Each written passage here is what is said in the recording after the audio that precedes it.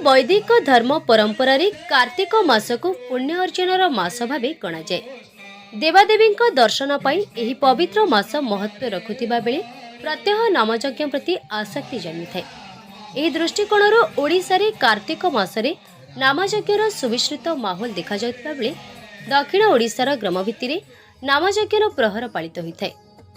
प्राय 3 घंटा को एक प्रहर भाव आकलन रे 8, 24, 72 प्रहर नामयज्ञर आयोजन होइथिबा बेले स्थल विशेष रे ग्राम भित्तिरे एहा अष्ट प्रहर भाव आयोजित होइथाए।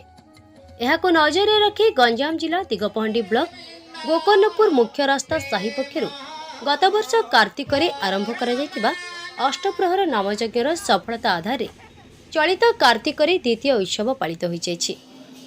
ग्रामस्थित दिव्य जीवन आश्रम परिसर में भावभक्ति सहकारे एही द्वितीय अष्टप्रहरी नामयज्ञर आयोजित हो जाइछि।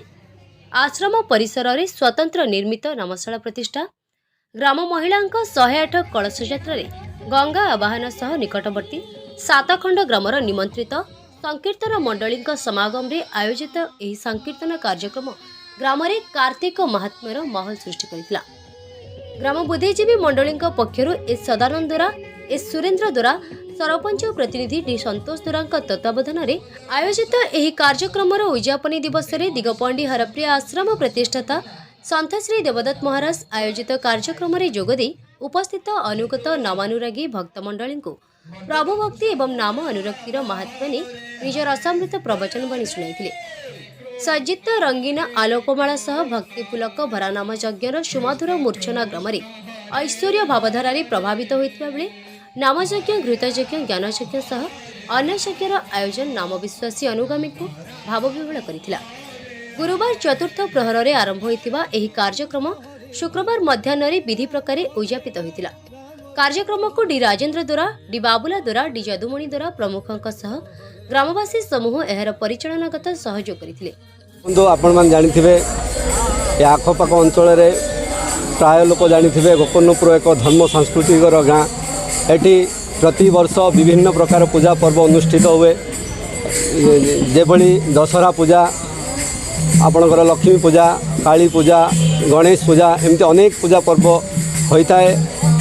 यही वर्ष चाषी भाई माने बड़ दुखर सहित खंड पोड़ी मरुड़ी हो जाते मनरे उत्साह सहित यही अष्टप्रहरी पूजा आरंभ करने इच्छुक करते एवं समस्त ग्रामवासी एवं कमिटी वृंद मिसी महाराजों को निमंत्रण करते।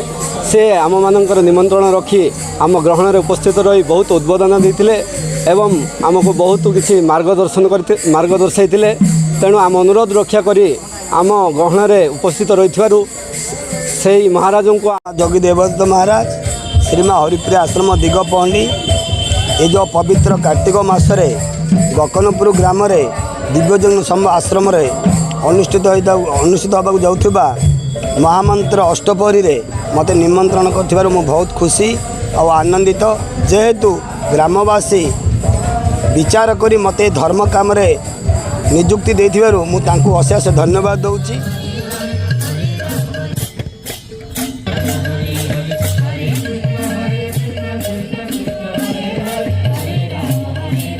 Bureau report Narad news.